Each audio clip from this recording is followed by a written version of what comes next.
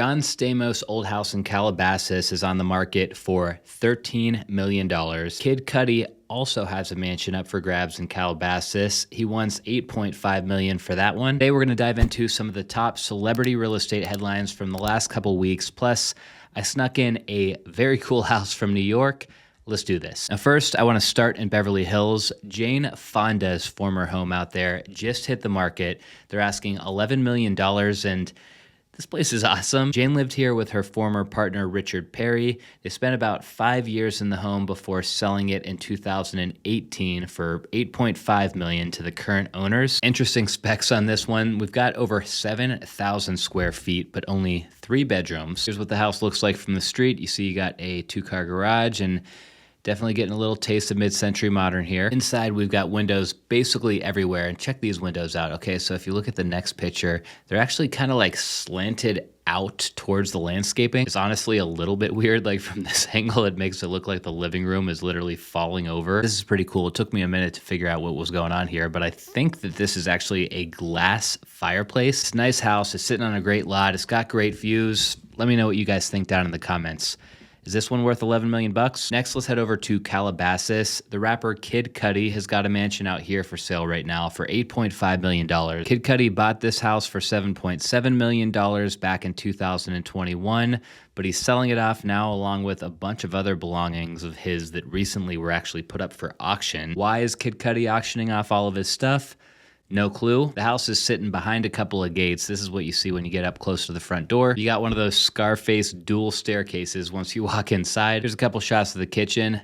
Nice kitchen, but I don't know, guys. This is a tiny kitchen for a house that has 9,000 square feet. Outside, though, is obviously where this house really starts to shine. The backyard is massive. Place comes with a movie theater. I'm gonna guess this is the master bedroom. One critique I'll give to the listing agent on this one is they've got way too many photos in here. We've got 75 photos. There probably should be like 25 photos of this house.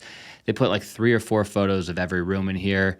I think they should showcase the backyard a lot more earlier on in the photos, and then just pick like a dozen or so of some of the nicest areas in the house. If the buyer likes those, they'll come out, see the rest of it for themselves, and then you can put on your sales hat and sell them in person. I don't know. That's just my 2 cents. Moving on, no celebrity behind this house, but it's definitely my favorite house on the list today.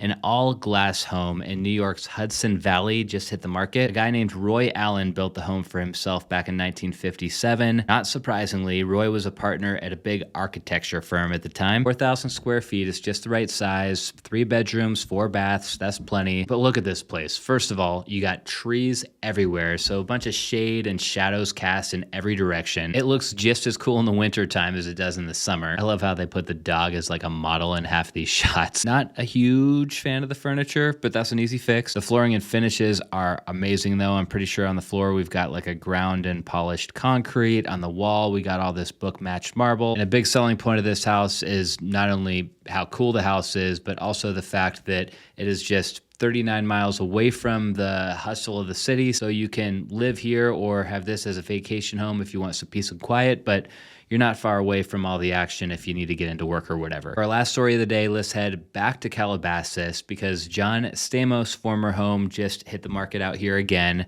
They're asking $13 million, and it sounds like a lot, but you're actually kind of getting a lot for your money at this price. John bought the lot here for just $430,000 back in the early 1990s, right when he was getting famous for being Uncle Jesse on Full House.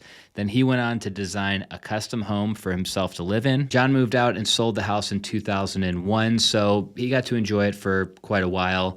And at the time, he got $2.2 million. So as you can see, the price has gone up a lot since he sold it. It's so funny looking at the cover photo because in a weird way, this almost feels like a mega mansion version of the Full House house. Like, yeah, I know that was just like a teeny little row house in San Francisco, but I feel like he definitely pulled some inspiration from there. Let me know what you guys think. Check out what you see when you go through the front door.